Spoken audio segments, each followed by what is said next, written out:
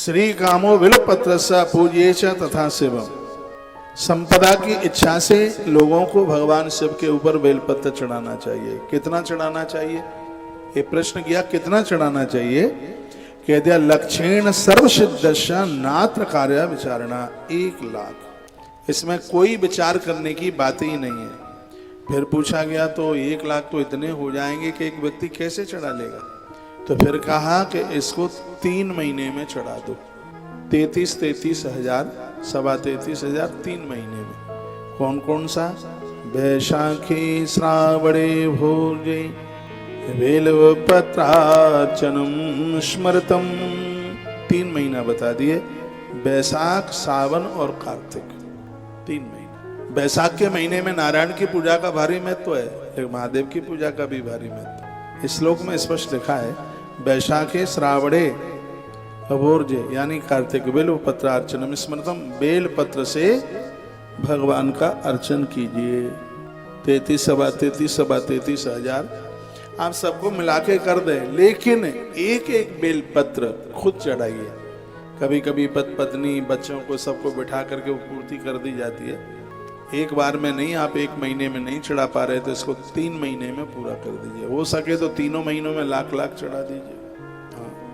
आप ये कहोगे कि इनकी गिनती कैसे होगी, तो 1,00,000 नहीं गिन पाओगे तो 1,000 गिन लो बेलपत्र, और 1,000 का वेट कर लो, तोल लो उसको। जितना ग्राम बन जाए उसमें 1,000 × 100 जितना होवे उतना उसका 100 में गुणा कर देना, उतने तराजू में तोल लेना, गिनती निकल के आ जाएगी।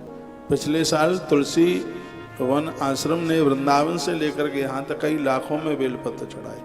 और एक दिन मैं उधर नेपाल में बोल रहा था कि मानसरोवर की यात्रा का पुण्य प्राप्त, यात्रा करने का फल मिल रहा है।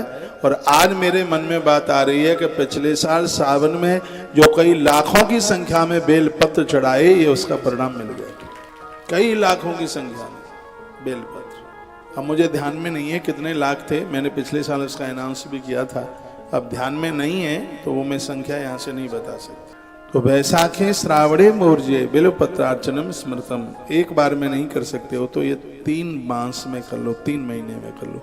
दिने दिने सहस्रेण, एक बड़ी सुंदर बात कही गई है इसमें, हर दिन 1000 बेलपत्र चढ़ना ही चाहिए, उससे कम नहीं। दिने दिने सहस्रेण, जो 1,00,000 बेलपत्र चढ़ाने का संकल्प लें, उनको इतना टाइम निकालना है कि प्रत्येक दिन वह 1,000 चढ़ा ले।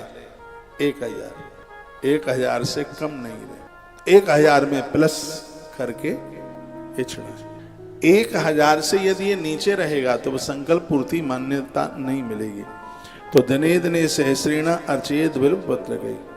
दशाधिक मासस्तु त्रभी कुर्यातिया व्रति विदनुद्दापनम सम्यक पुत्रस्त परिपूर्दे आविये ब्राह्मणान शुद्धान सुचंद्रे छ सुवेदन। फिर तो बहुत ज्यादा बढ़िया बात है, ब्राह्मण को बुलाया जाए, वो भगवान के नाम बोले और आप चढ़ाते चले, उसकी भी भारी महिमाएं। देवागारे अथवा गोष्ठे सुदेवा स्वीय मंदिर, कहाँ इसको आप चढ़ा सकते हैं?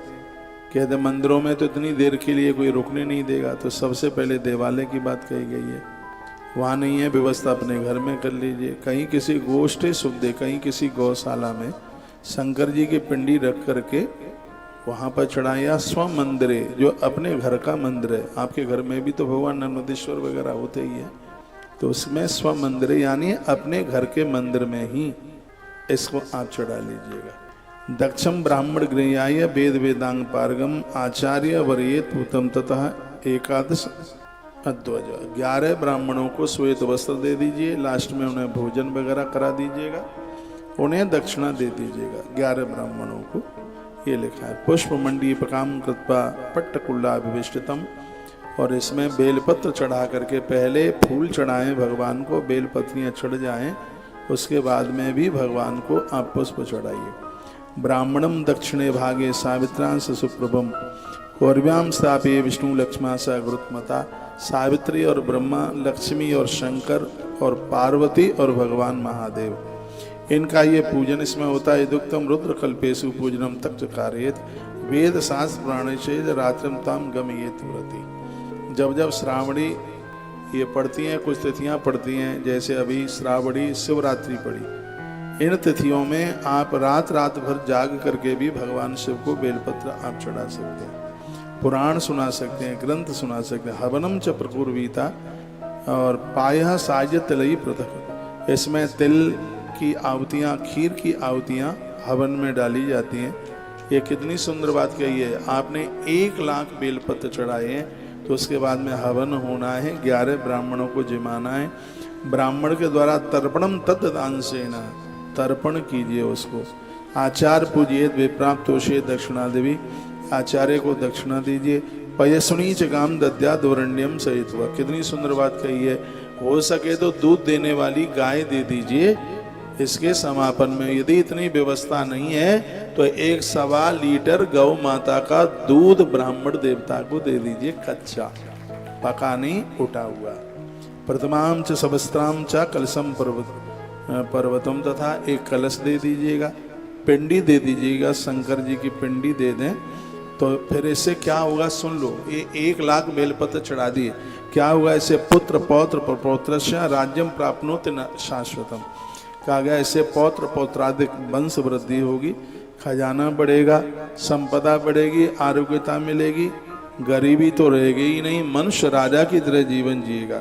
यह इदम पढ़ते नित्यम श्रद्धा भक्ति समन्वता। बेलपत्र चढ़ाना तो बहुत बड़ी बात हो गई है। ग्रंथ में लिखा है यदि बेलपत्र का महात्म्य भी यदि कोई सुन ले श्रद्धा से, वह द्वितीया के चंद्रमा की तरह तरक्की को प्राप्त होगा। इतना बड़ा महात्म्य बेलपत्र का। तस्य देवो महादेवो ददात विमलाम गतिम, कहते हैं कि महादेव के ऊपर बेलपत्र चढ़ाने वाला व्यक्ति स्वयं में महादेव ही बन जाता है। उसका दर्शन साक्षात महादेव के दर्शन की तरह है।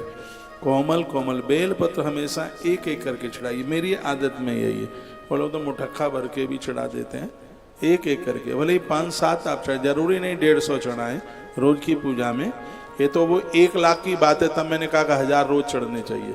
नहीं तो 5, 7, 11 जो भी है उसको थोड़ा सा टाइम लग जाएगा, ऐसे मुठक्का भर के डाल देंगे उसको। इसमें एक एक चढ़ाने की ही इसमें एक बहुत बड़ी महिमा का वर्णन किया गया है। कहते हैं कि जिस पिंडी के ऊपर बेलपत्र चढ़ाया गया था राजा दशरथ के द्वारा, बेलपत्र के द्वारा 4 पुत्र उनको प्राप्त हुए। कहते हैं कि विदर्भ नगर में एक कोई बहुत अन्यायी और अपराधी कोई व्यक्ति रहता था। इसने भारी अपराध किए थे, नारियों के धर्म को इसने बिगाड़ा, लोगों को लूटा। कहते हैं कि मरने के बाद में बहुत बड़ा राक्षस बना, भारी राक्षस। पूर्व के कुछ तो पुण्य थे ही। रोता है, चीखता है, क्रंदन करता है। एक दिन उन पुण्यों की वजह से यह इस मंदिर के सामने से निकला। कुछ लोग पूजा कर रहे थे, इसके भी मन में भावना आई। उसने उन बेल पत्रों को जल में धो करके और उन्हीं बेल पत्रों को भगवान शिव के ऊपर चढ़ाया। और यह 3 महीने तक उस मंदिर में चढ़ाता रहा और 3 महीने में इसके 1 लाख बेल पत्र चढ़ गए। और अचानक इसकी कहीं कोई वहीं पर मृत्यु हुई। दिव्य विमान में बैठकर ये बेलपत्र के प्रभाव से भगवान के धाम के लिए चला गया।